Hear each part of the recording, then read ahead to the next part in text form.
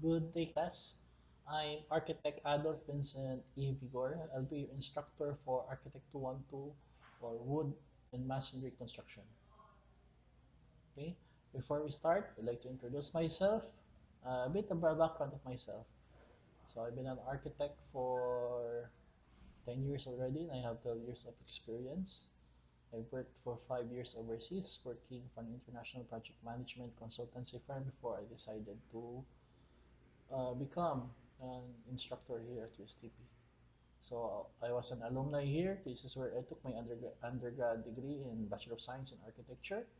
And I finished my postgraduate diploma in project management with merit at the University of Liverpool in the United Kingdom.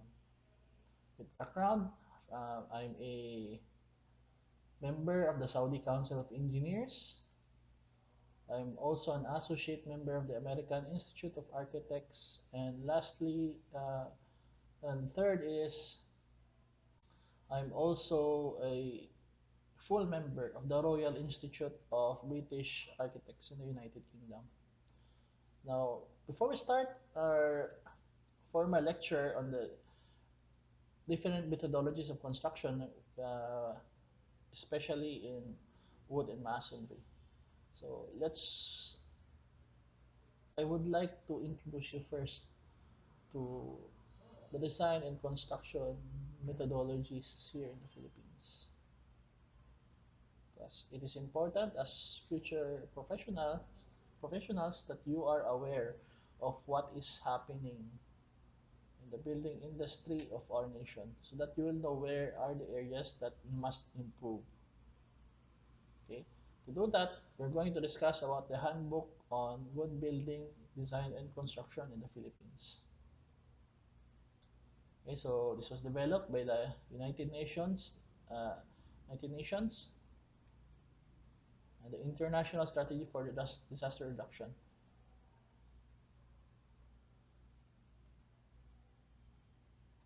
Okay, so the purpose of this handbook. So the handbook is made to provide simple information to house owners, to house designers and builders, and building monitors to teach principles of good design and good construction in natural hazard prone areas. Thoroughly studied, they will also guide on whether to repair or rebuild damaged houses.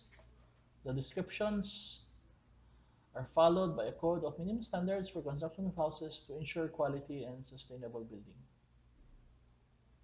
Okay, so this was developed by Honor Shipping Zoo, the Director of Special Unit for South Cooperation by United Nations.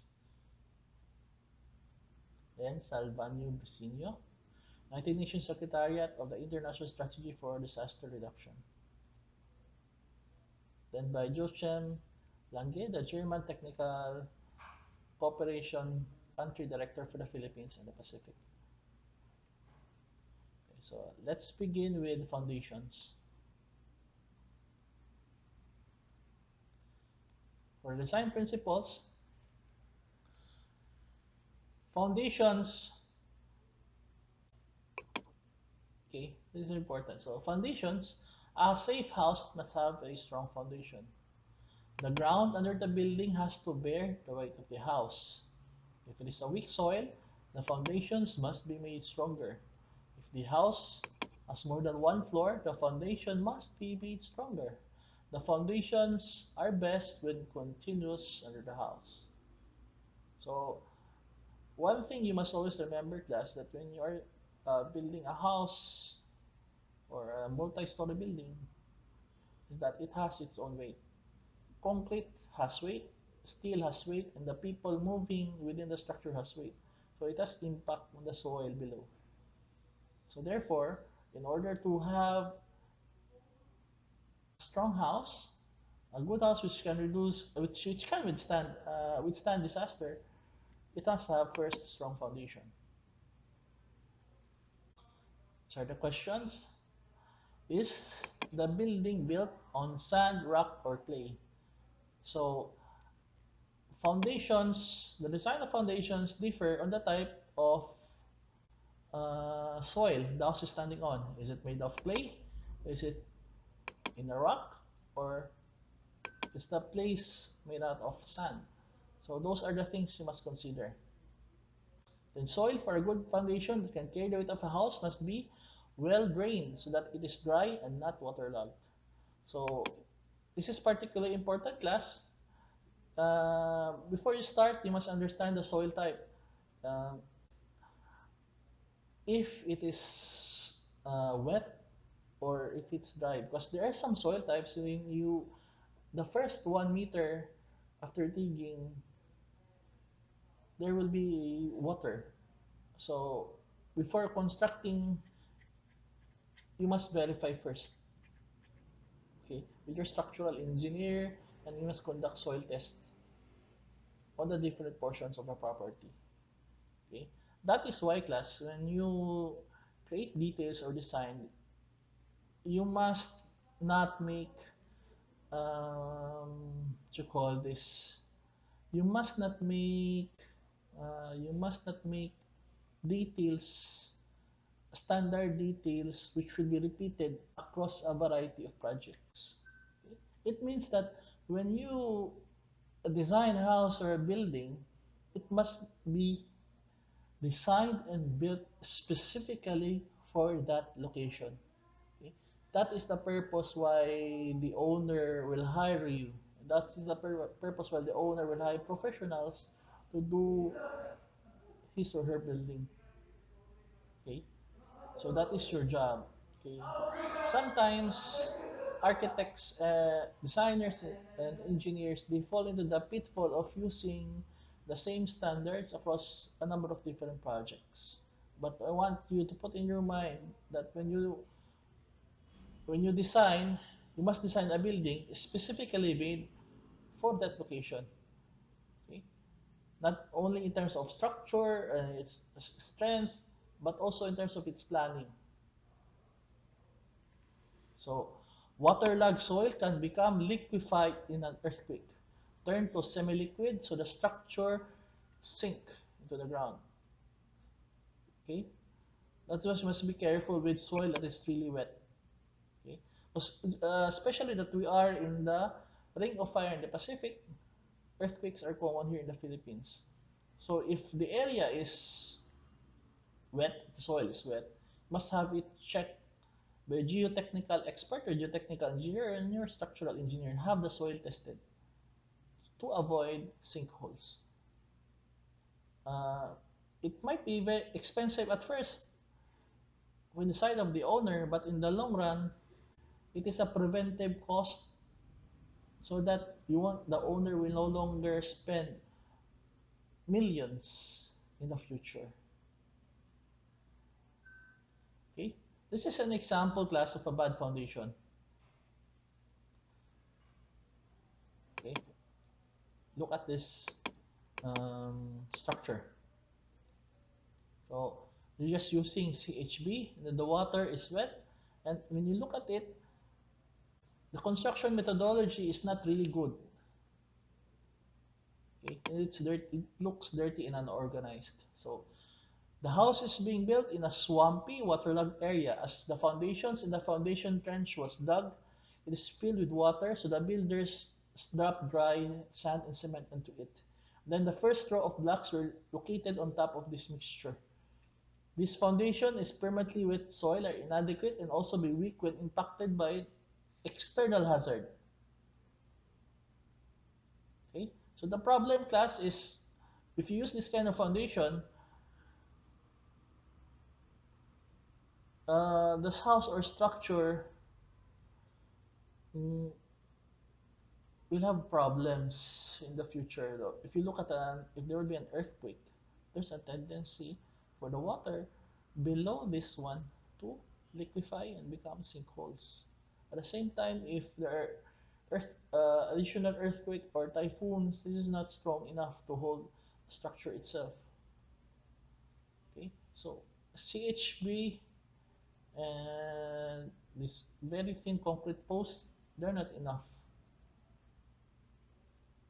okay, to make this building resilient from disasters. Always remember that the Philippines is located in a geographic location wherein there are a lot of typhoons, there are a lot of earthquakes. So as time goes by,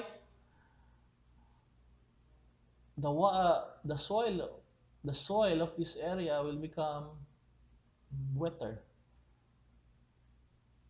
Okay? Okay? This is another example of a bad location here in the Philippines. So why is it bad? So when you look at this picture, I'll just tell you that the location is bad because there's a nearby water stream. So if there is flooding, these houses will be impacted heavily and significantly. So what we want here is when you design or design buildings, when you build buildings, you must make sure that it is located in a location that is uh, free from hazards. Okay? So the house is located on a riverbed close to running water, where it is very vulnerable to flooding. Not only the house, but also its contents are vulnerable to destruction due to heavy rains. Houses should not be built in such obviously vulnerable locations, or if they are, they should be designed to resist the hazards of their location. Okay? So there is no limit class to engineering design, but the problem is that in order to build something which can resist the flooding in this area, the owner will have to spend more money on it. So the best way for the owner to spend less money is to locate his or her house in a place which is significantly safe from flooding. That is a lesson that is unfortunately was learned during Typhoon Sendong in Cagayan de Oro City, if you remember. Okay, so always advise your clients as much as possible to uh, to avoid extra cost and to protect their lives. Avoid areas that are prone from disasters or risk. This is another bad example, liquefaction. Example of a well-built and well-structured house that was not quite finished when a major hazard struck. The house was structurally good, but the foundations were poor for this location. Due to a major earthquake, the foundation suffered from liquefaction of the ground, and due to the weight of the house, it subsided unevenly into the ground. Okay. So this is the importance class of mm, coordinating and collaborating with your geotechnical engineers or experts. So aside from a structural engineer, you must make sure that the soil is checked. Because if the soil becomes too wet, there's a tendency for the house or structure to collapse in such a way. So this is liquefaction. Design principles. The building needs a coherent structure. If the structure is coherent and strong, it protects the whole house. So a regular structure, an integrated structural ring beam around tops of doors and windows connected to columns. So on tops of windows and doors, there must be your what you call uh, ring beams which connects from column to column. An integrated structural ring beam around top of walls connected to columns.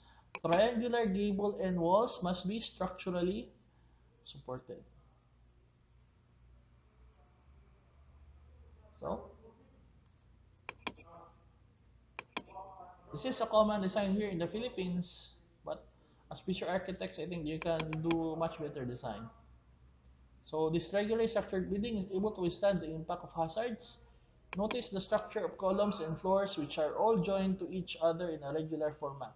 The overhanging parts of the building are all well supported by continuous columns to the foundations. Okay? So according to the Handbook of Good Design, this house is good structurally because the columns are continuous up to the foundation. So everything is designed well and uh, the soil type is also considered. Okay, so look at this class. This is a building construction. This is prevalent in other countries. So this illustrates a good structural design principles for hollow block or brick wall building with a reinforced concrete structure. complete structural frame around the building is tied to the foundation, the walls, and the roof structure. Doors and windows have a beam over to carry the weight of the wall above and to strengthen the columns. The top of the walls is all tied together with columns by a second reinforced completing beam, and the end walls are strengthened. So this is what they mean, class, that on the top of your windows, there must be a beam which connects from column to column. Okay. This is so that it will carry the weight of the CHB above. So this is an example of a good uh, of a structurally sound house. Okay. Some contractors, what they do is place lintel beams made of wood here at the top to support. But the problem is that it does not have strength connect. It does not have the same structural strength as this one because it is the beam extends from column to column. So this is stronger compared to if you only design your beam up to this area only. Okay. This is what you call, class, in economics or business, preventive cost. It might be cheaper to limit your beam at this area, but in the long run, in case of disasters, it will cost the owner more and might also cost his or her life or the lives of his or her family members. Okay?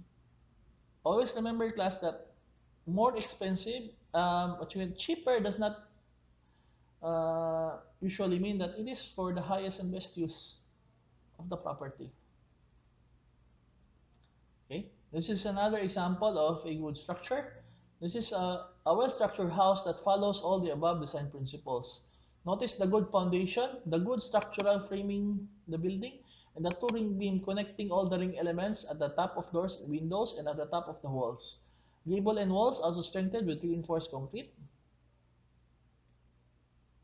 Okay, so these are gable and walls, but it's also supported by reinforced concrete. So everything here is supported well. Okay, notice that in this section where there are windows and doors, there's a beam above which connects from column to column. So this is a good design.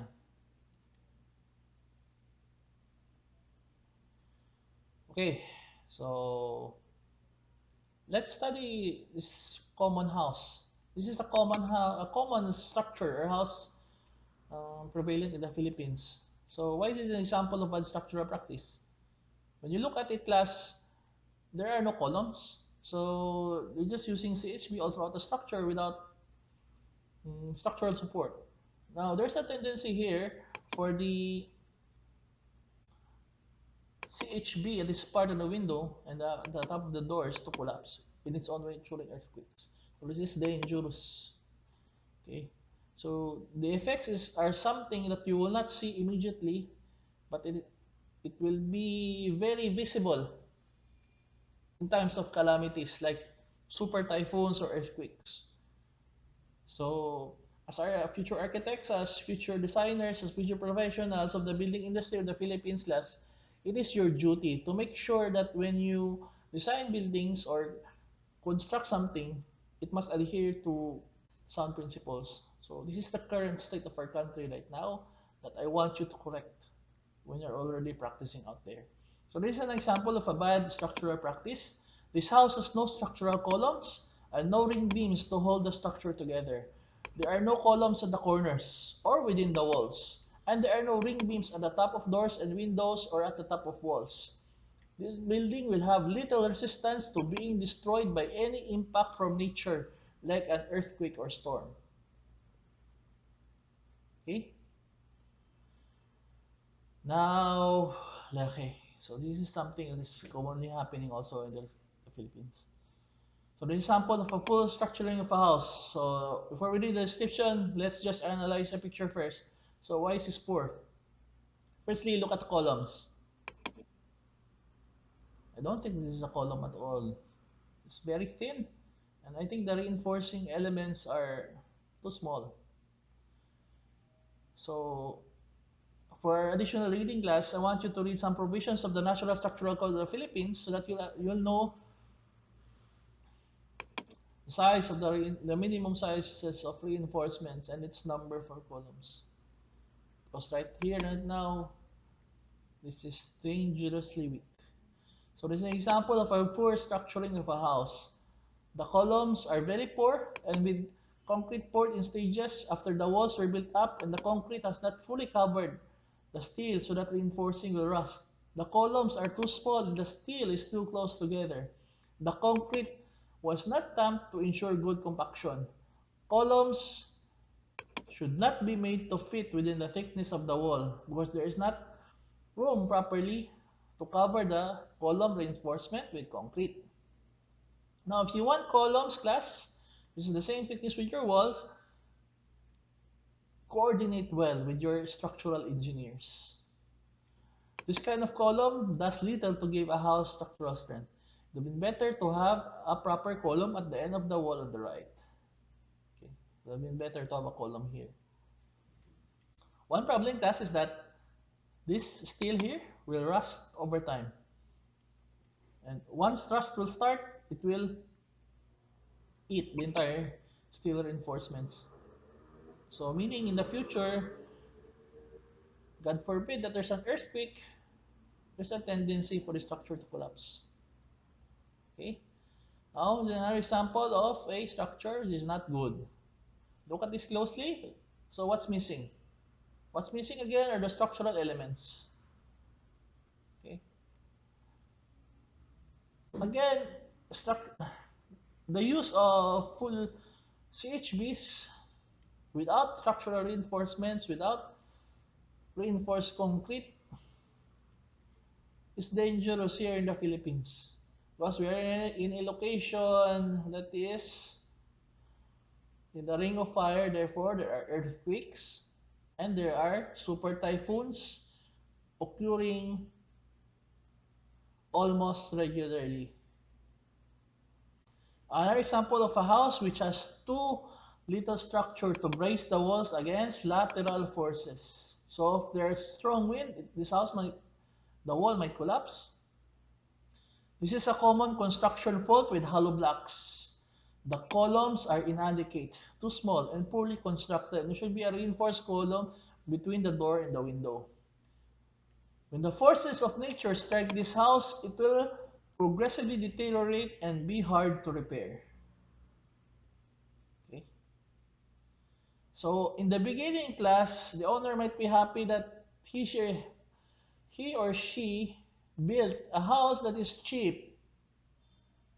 However, in the long run, you might have to rebuild this house several times if there are typhoons or earthquakes. Okay? That is why hiring your set of professionals and hiring professional contractors are expensive on the onset, but they are preventive costs. That is to prevent you from repeating and building your house over and over and over again. So please educate your clients in the near future.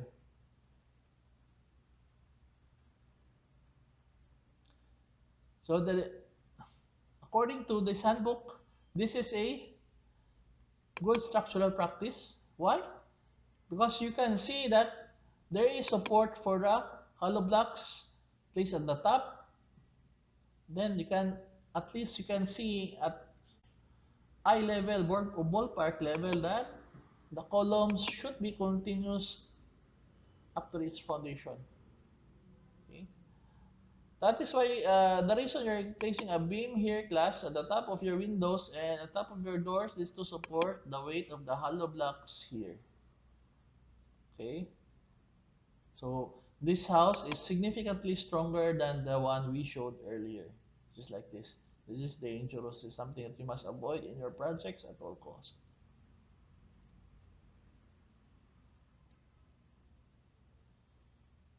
So this is a connection of wood frame building to concrete frame brick stub walls.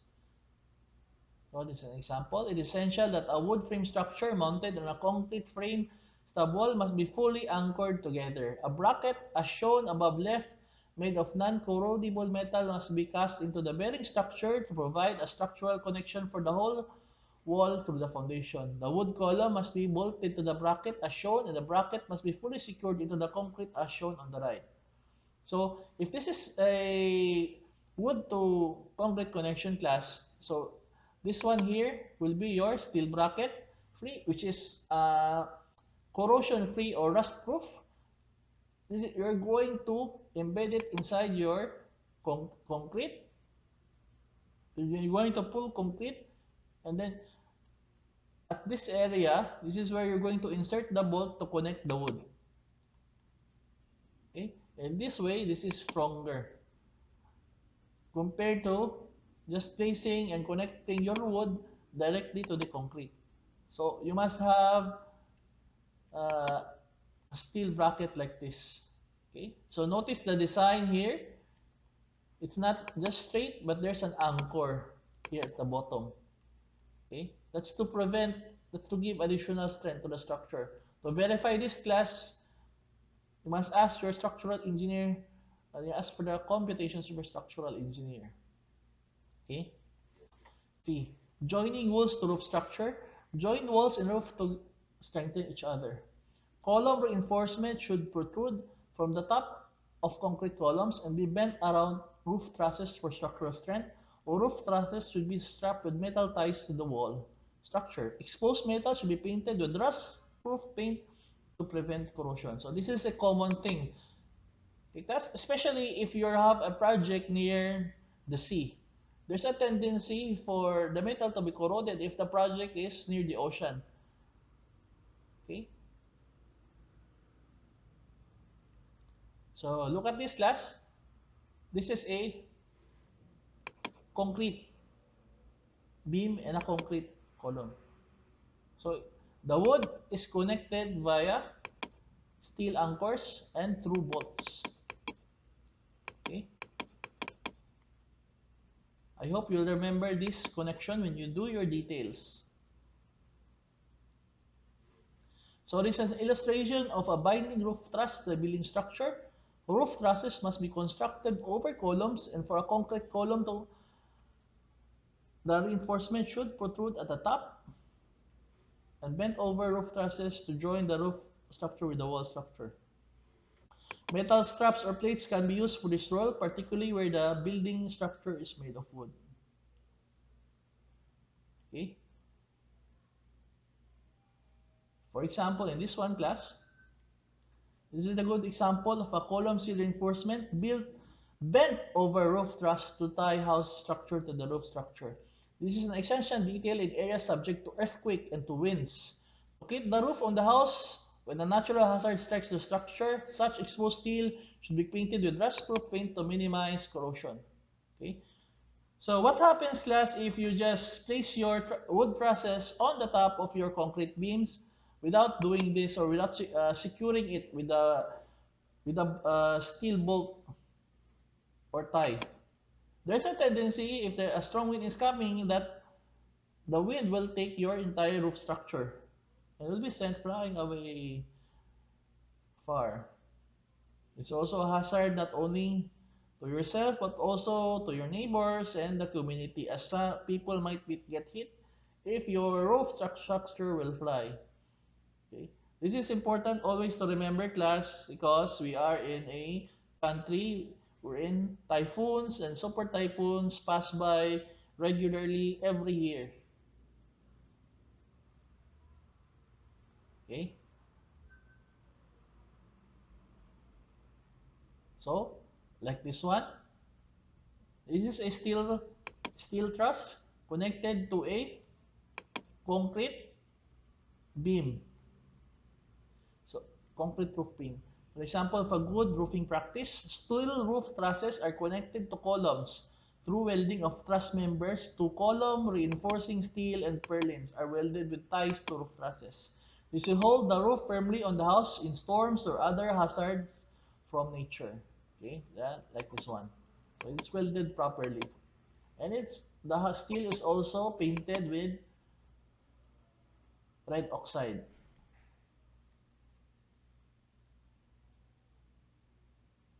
Now look at this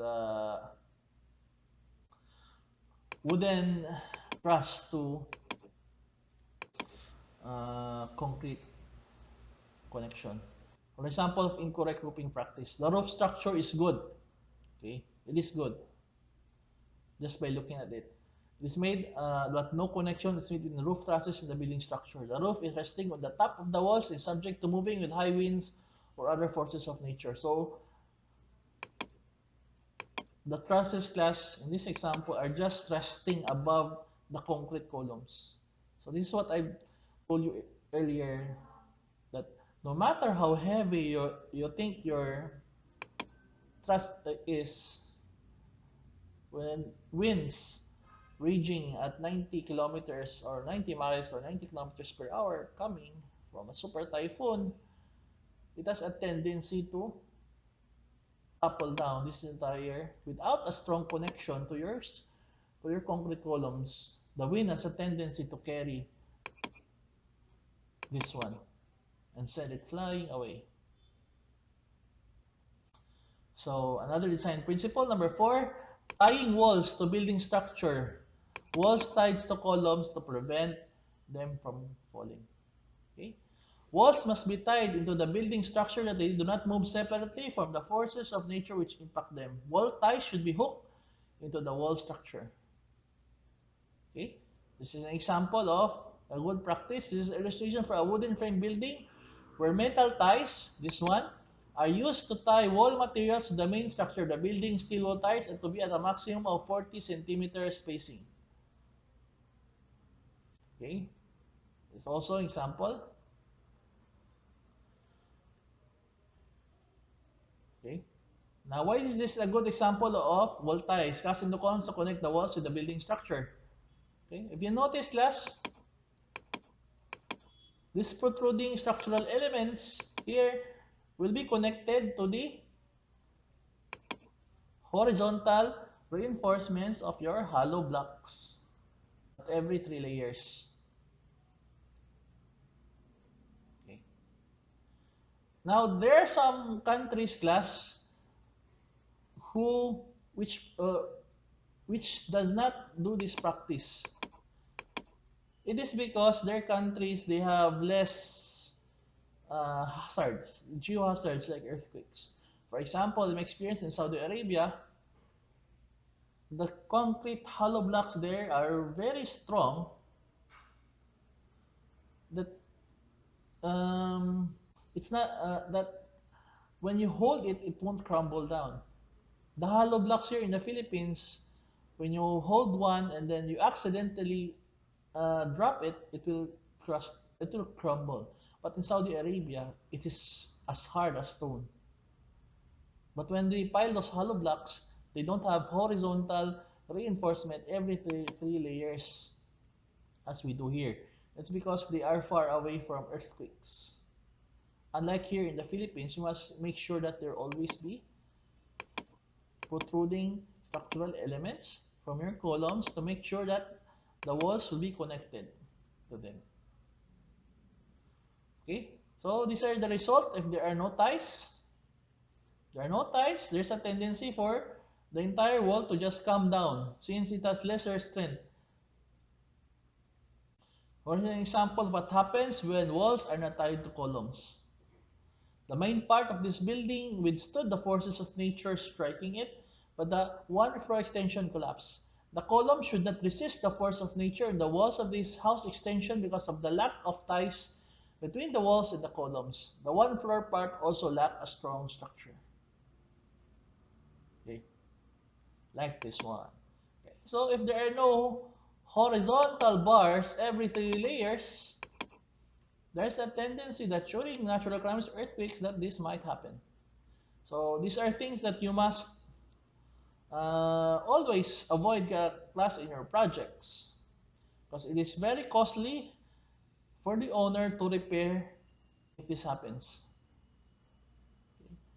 Then again, that's why I'm telling you the principle of preventive cost.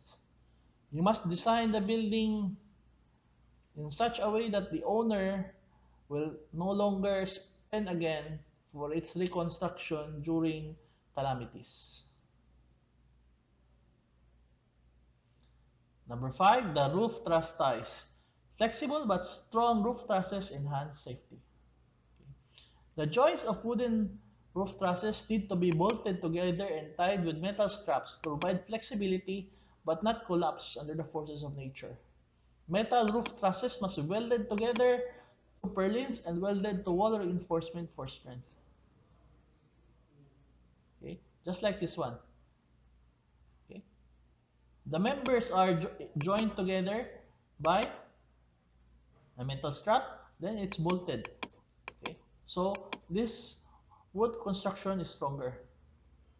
When you reach your higher level in higher level class, you'll be taught about mm, timber design so that you can compute the sizes and number of bolts and metal straps to be used in your wooden trusses.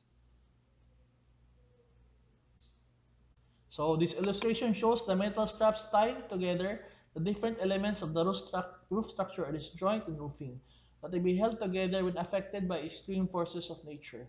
A metal plate may also be used. Okay, okay, like this one.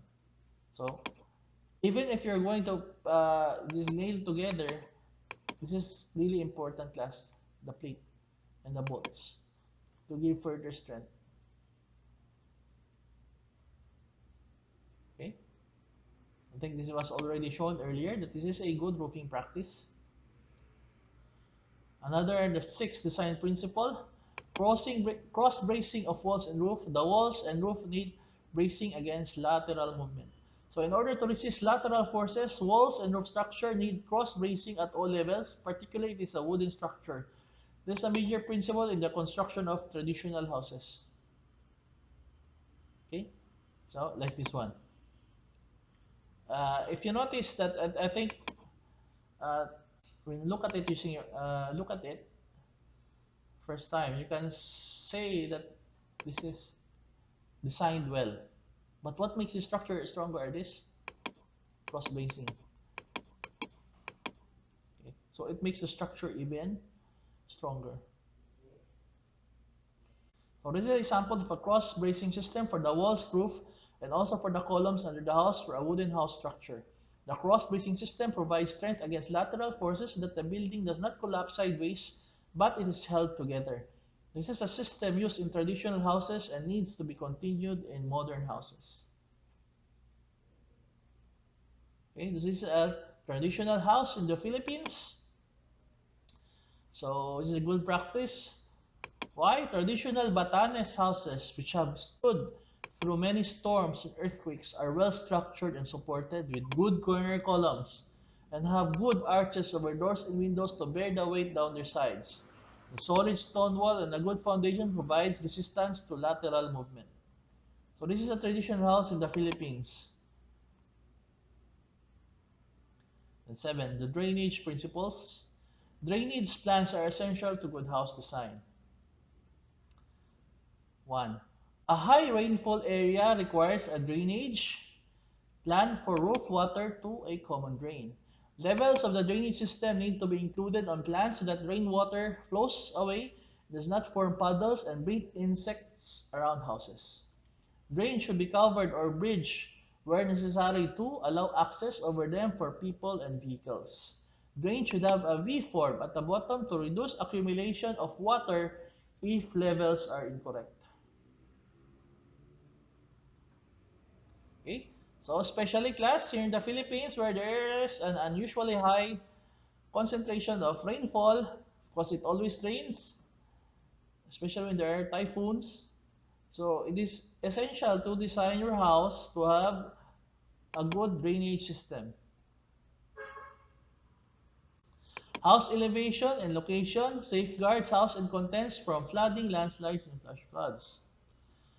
So the house floor should be elevated above the surrounding ground level. An extra height is needed in vulnerable situations such as locations close to floodable waterway, a swampy area, or in a tsunami or wave-prone area near the sea. Extra height is best provided through stilts. Okay.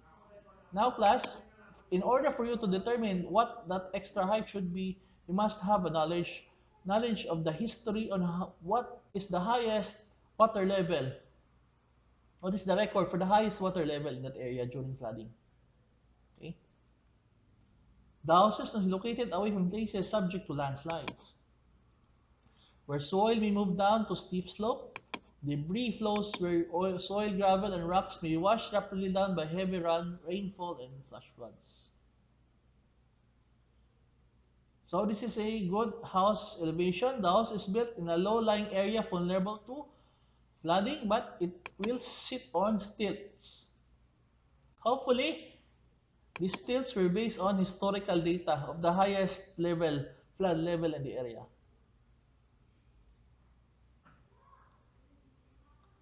Okay, so house built on a ridge, not a depression, with trees to stabilize the slope.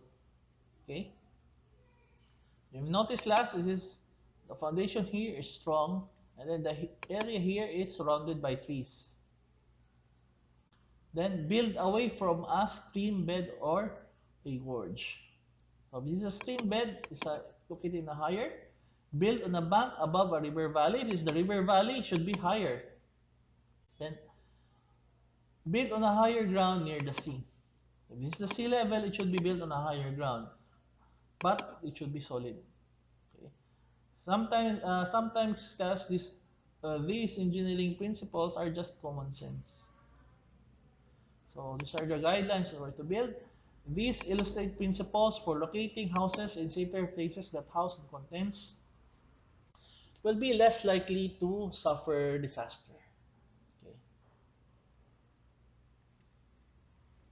Okay, this is what happens in landslide areas.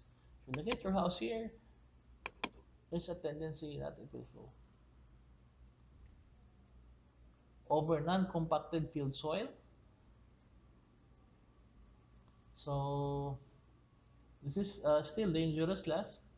Even if you do a straight line here, if the soil here is not compacted, if there's erosion, then the entire soil soil system in this area will fall below. Here, this is the flood level. This is the extraordinary flood level during rain, so it will still reach the house when it's located in a higher elevation. Then over riverbeds or irrigation ditches. So this is dangerous since if there is a heavy downfall of rain, that water level might reach this area even if the house is tilted. Then over sanitary waste landfills or construction clearings. So this is dangerous class. If you do this, because the soil here is not compacted. Then in areas due to sand boils and steam venting from the soil, so steam might arise if your house is located in a volcanic area. So this is areas where you should not build. So example place where it is dangerous to build and where houses may easily be destroyed. Okay. Sometimes last, like what I've said to you, these food engineering principles constitute your common sense. So if your client decides to build a house near an active volcano, then you must warn him or her, inform him or her of the possible dangers. Okay, so we will discuss next week about the construction materials and principles here in the Philippines. Then we'll also discuss next week what constitute your blueprints and what to draw for your page and first pages for your architectural, structural, mechanical, electrical, sanitary, and plumbing. So by the end of this course class, you'll be able to draw these details. But right now, we're going to introduce to you what is happening in our country so that you'd avoid the pitfall of overusing details across a variety of projects. If you don't use the same details over and over again, because every project you do is unique in nature. Okay, so thank you, class. Um, See you next week, and good luck with your studies and stay safe.